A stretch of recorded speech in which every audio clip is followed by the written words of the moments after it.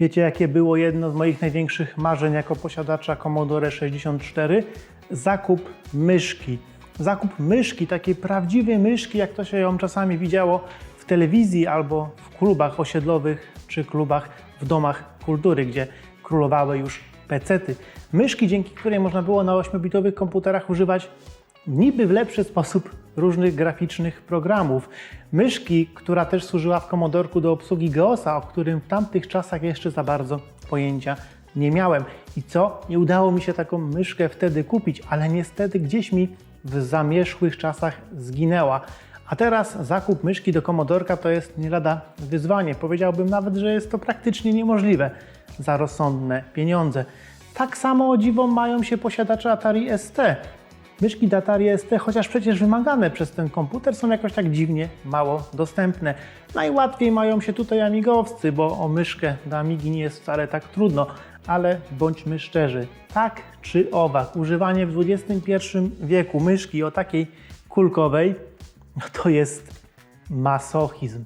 To jest masochizm. Stoją więc przed nami dwa wyzwania. Po pierwsze brak myszek, brak starych myszek, a po drugie fakt, iż są one okrutne w używaniu. Ale muszę Wam powiedzieć, że obydwa te problemy można rozwiązać, podłączając do komputerów retro współczesne myszki na USB, co jest dosyć popularnym trendem i do czego istnieje kilka rozwiązań. I właśnie dzisiaj zaprezentuję Wam jedno z nich, taką malutką, śliczną, aczkolwiek bardzo ciekawą i potrafiącą wiele przejścióweczkę Mauster.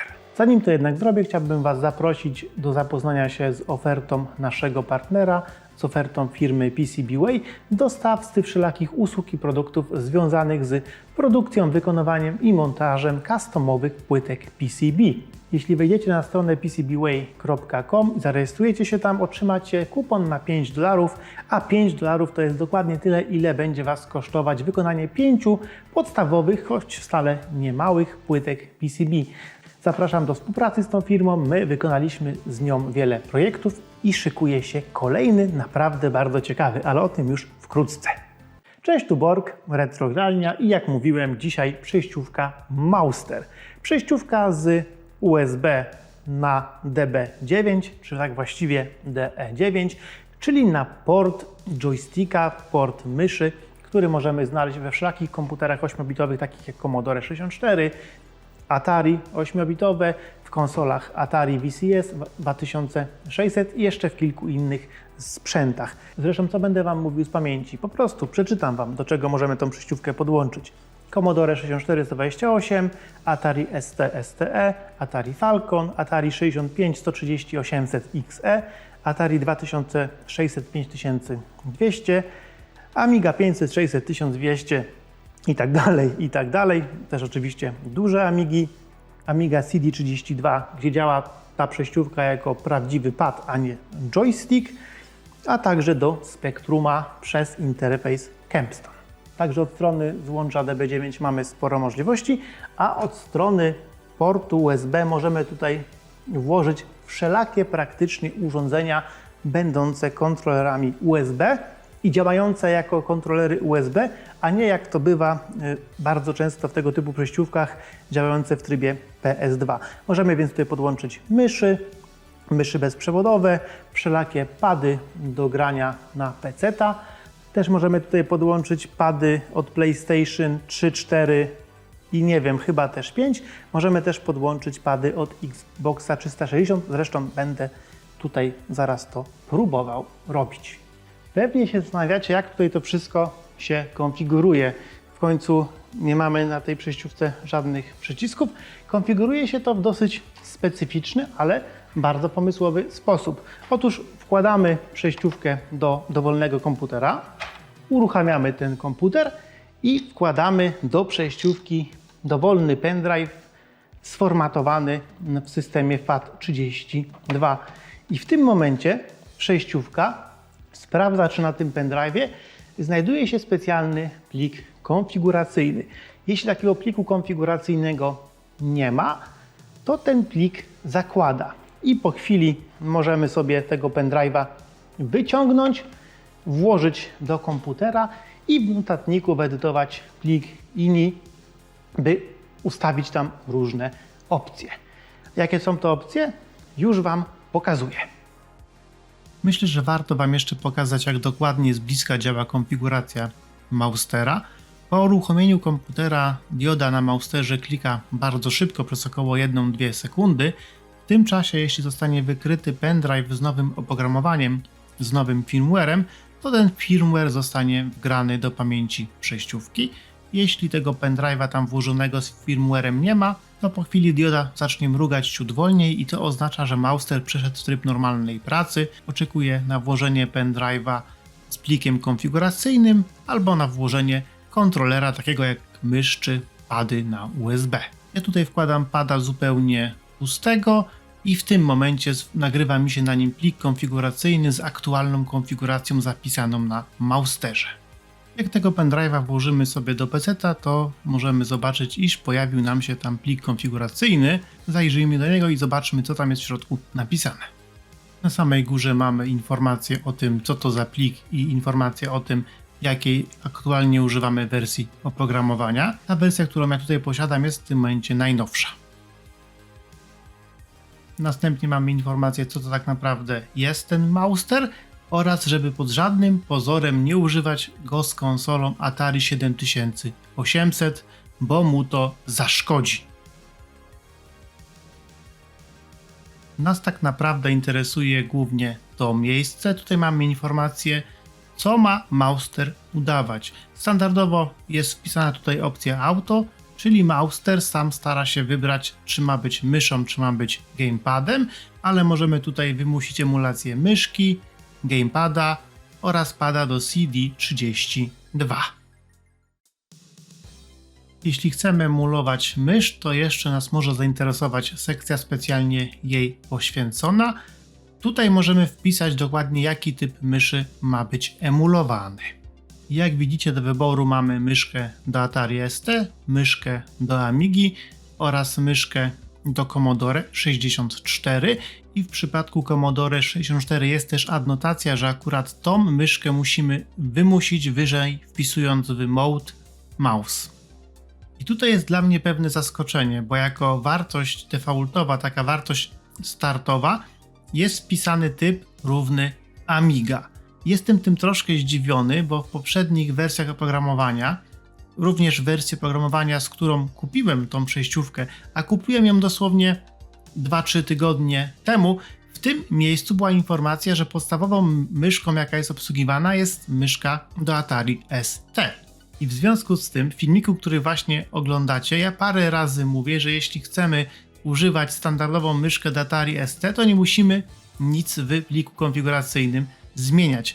Ale okazuje się, że jeśli gracie sobie najnowszą wersję i chcecie używać myszki do Atari ST, to musicie ten plik przeedytować, wpisać tutaj jednak Atari. Mi to zadziałało bez żadnej edycji, bo jak mówiłem, na pendrive jest zapisywana aktualna konfiguracja, a ja miałem konfigurację z pisanym tam Atari z wcześniejszej wersji oprogramowania.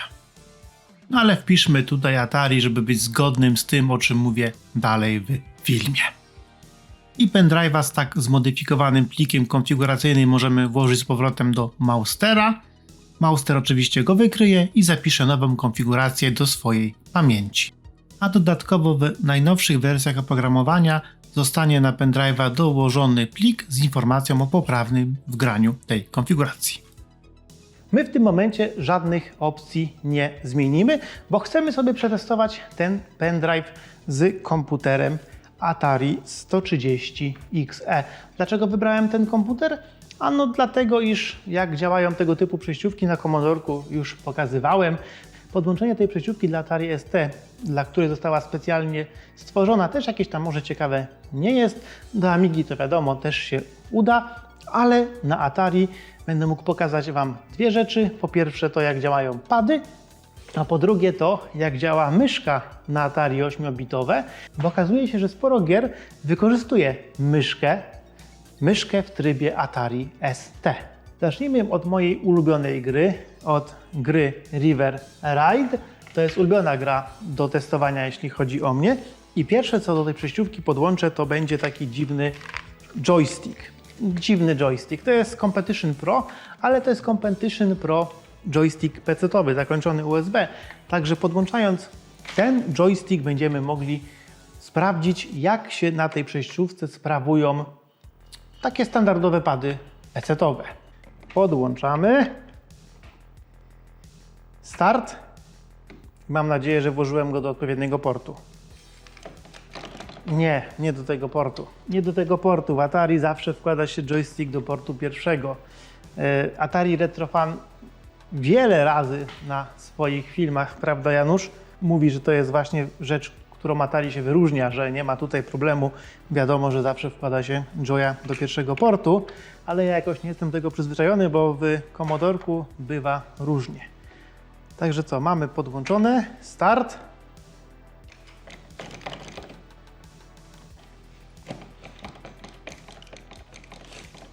I nie działa. Dlaczego nie działa? No muszę Wam powiedzieć, że nie wiem dlaczego nie działa. Przejściówka jest ustawiona w standardowy tryb auto. Powinna sama wykryć, że jest tutaj podłączony joystick i powinno to zadziałać. Więc tutaj takie, muszę powiedzieć, trochę niemiłe zaskoczenie. Nie sprawdzałem przed filmikiem, czy ten pad zadziała. Byłem przekonany, że zadziała, bo to jest standardowy pad, który w każdy PC rozpoznaje jako zwykły pad do grania. Dobra, może w takim razie spróbujemy podłączyć pada od Xboxa 360. Ten pad jest explicite wymieniony w instrukcji obsługi Maustera jako pad, który jest obsługiwany. I ten pad działa. Działają, jak widzicie, zarówno kierunki na D-padzie, też działa analogowa gałeczka. Okej, no i co mogę Wam powiedzieć? Tutaj nam to zadziałało. Jestem troszkę zaskoczony faktem, iż joystick udający Competition Pro nam nie zabanglał, no bo byłem przekonany, że zabangla. To jest taki najbardziej tradycyjny pad, jeśli chodzi o PC-ta, który używam. Ten Competition Pro działa też z emulatorami. Działa o dziwo z DA500 i D64, chociaż nie jest firmowany przez firmę Retro Games, ale działa. A jak wiecie, te dwa emulatory, te dwie mikrokonsolki są dosyć wybredne, jeśli chodzi o to, z czym działają. Także Competition Pro na USB nam nie zadziałał, ale nam za to zadziałał pad od Xboxa. Pad od Xboxa 360 to jest naprawdę fajne urządzonko. Bardzo często go stosuję do grania w gry retro. Drugim bardzo popularnym padem w każdym domu jest, podejrzewam, pad do PlayStation 4, bo do niedawna była to jedna z dwóch najbardziej popularnych konsol. Ja sobie o dziwo na Nowy Rok kupiłem PS5, ale przez ostatnie lata używałem PS4. Także podłączmy sobie ten padzik i nie został on wykryty, ale spróbujmy go podłączyć jeszcze raz przy włączeniu komputera. Bo może problemem był fakt, iż podmieniłem go w locie i rzeczywiście to był problem. Po restarcie komputera, po restarcie przejściówki padzik został wykryty zupełnie poprawnie i podobnie jak w padzie do Xboxa działa zarówno D-pad, jak i gałka analogowa. Sam nie wiem, czy się lepiej gra na D-padzie, czy na gałce analogowej. Nie, no chyba lepiej się gra na... Ja nie wiem, ja mam takie wrażenie, że akurat w Rajda to się lepiej gra mimo wszystko na gałce analogowej, bo jest to taka forma joysticka. Nie potrafię, jak już wiele razy przyznawałem, grać inaczej na Rajdzie niż jakimkolwiek, chociaż malutkim joystickiem. Ale sobie tak pomyślałem, że w sumie tego Competition Pro też Wam włączałem na żywo, a może przejściówka wymaga restartu takiego zimnego. Warto to sprawdzić. Nie, lipa. Competition Pro, chociaż na USB, chociaż najzwyklejszy pad gamingowy do PC-ta, nie jest obsługiwany. Szok i niedowierzanie. Szok, niedowierzanie. Ale cóż, zebraliśmy się tutaj nie tylko po to, by sprawdzić sobie, jak działają nam pady i joysticki. Musicie mi wierzyć jednak na słowo, że takie najzwyklejsze pady do PC też działają. Bo nie wiem, dlaczego akurat tutaj w tym momencie nie chciały, ale też chcę Wam pokazać, jak działa mysz do Atari. To będzie mysz, która będzie działała w trybie Atari ST. Ten tryb jest automatycznie ustawiany, bo jeśli nie zmienimy niczego w pliku INI, to właśnie przejściówka nam się uruchomi albo jako pad joystick, albo jako mysz z Atari ST. Jeśli wykryje nam mysz podłączoną, to się uruchomi w trybie Atari ST. Jeśli chcielibyśmy użyć innego trybu, to musimy to edytować w pliku INI, zapisać w pliku INI. Także odpalamy naszą myszkę i co? I odpalimy sobie jedną z gier, która myszkę obsługuje.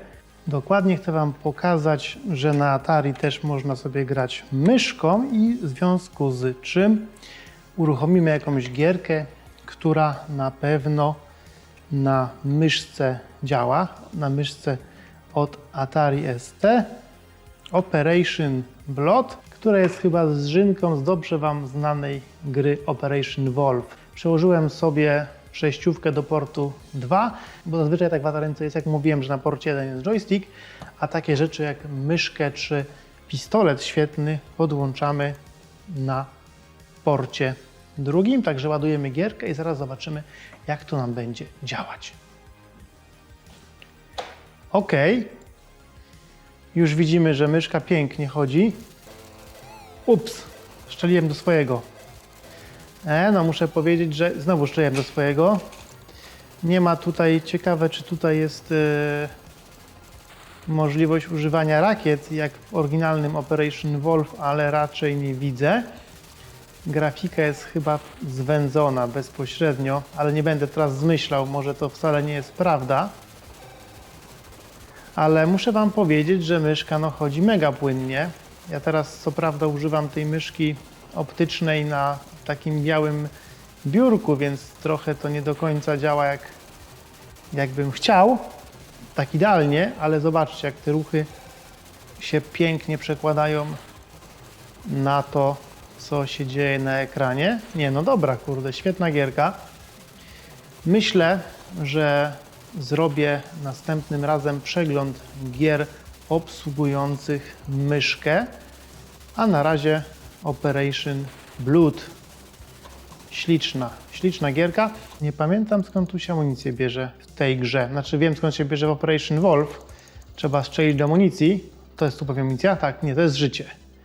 To jest życie, a gdzie jest amunicja? O, amunicja w końcu jest. Nie będę tutaj jakoś mocno grał, zrobię osobny przegląd gierek na myszkę. Janusz, stary atarowiec, na pewno się ucieszy. A na razie w tym momencie to praktycznie wszystko, tylko jeszcze Wam pokażę, że ta myszka rzeczywiście, że ten mauster też działa z Commodore 64, no bo byłoby trochę smutno, jakby Commodorka nie pokazał, prawda? Oczywiście, jak mówiłem wcześniej, w tym momencie musimy przekonfigurować naszą przejściówkę, to znaczy zapisać w pliku ini mode równe mysz oraz type równe C64 i włożyć ją na chwilę do przejściówki przy włączonym komputerze. I za moment możemy działać. Mamy więc naszego Commodorka, podłączamy do niego naszą przejściówkę, odpalamy. Tutaj mam już przygotowany pendrive USB z konfiguracją, która przedstawi nam działanie myszy na mysz Commodore. Wkładamy.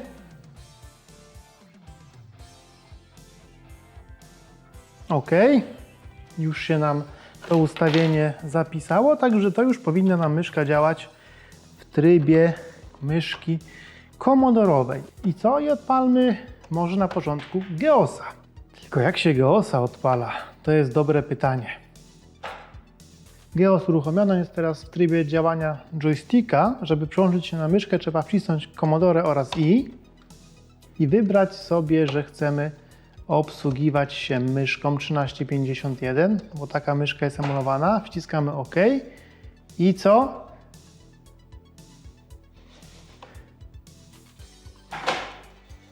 I nam coś nie zadziałało.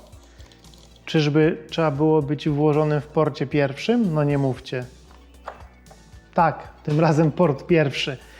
Chyba jednak Eliop miał rację. W Commodorku to, że raz używamy portu pierwszego, raz drugiego jest dosyć dziwne. I ślicznie nam myszka działa. Boże, jak ona płynnie działa. Jakie to jest fascynujące. Uruchomimy może GeoPainta. Znaczy nie mam tutaj niestety GeoPainta, więc chyba nie uruchomię. Jakbym miał, to bym kurczę wam pokazał, jak to się pięknie tym rysuje. Ale akurat na tej wersji Geosa, który tutaj mamy, to jest czyściusi Geos, więc nawet nie mam Painta, żeby wam pokazać. Już nie będę teraz szukać, ale zobaczcie, jak to chodzi. Jak to się pięknie przekłada mój ruch myszką. Spójrzcie, ten mój ruch myszką, jak on się pięknie przekłada na ruch na ekranie. To jest po prostu coś niesamowitego, jak to ślicznie działa. Bardzo chciałem wam pokazać tego Operation Wolf na myszkę, ale nie chce mi się z jakiegoś powodu uruchomić. Nie wiem, prawdę mówiąc, dlaczego. Tylko wersja amerykańska miała obsługę myszki Operation Wolf. A za to mogę wam pokazać Arkanoida, który chyba się na myszce będzie całkiem dobrze sprawował, bo analogowe sterowanie jest fajną sprawą na Arkanoidach. W końcu standardowo Arkanoidy są na obrotowych potencjometrach, a na myszce się gra równie wygodnie. Także macie potwierdzenie, że myszka działa i na Atari 8-bitowym w trybie działania myszki Atari ST i że działa na Commodorku w trybie emulacji myszki 1351. Jeśli chodzi o tryb emulacji myszki amigowej, no to musicie mi uwierzyć, ale działa. Działa. Jeszcze jest jedno urządzenie, na którym testowałem tą przejściówkę. Tym urządzeniem jest współczesna implementacja Commodore 64 Ultimate 64, którego najczęściej używam jako maszyny, na której gram w gry komodorkowe i niestety Bowster na Ultimate 64 nie działa. Także mimo, że jest to super fajna i zarąbista przejściówka, to ma pewne ograniczenia. Mouser działa na Commodorku, Atarynce, Atari ST, Amidze, można do tego podłączyć pady do Xboxa, do PlayStation, myszki przewodowe, bezprzewodowe, do wyboru, do koloru.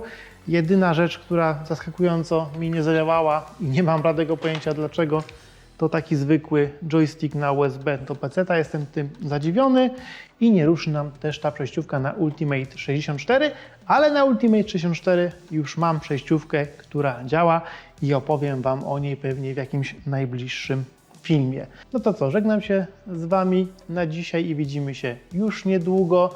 Pozdrawiam serdecznie, Borg i Janusz, Retrogralnia.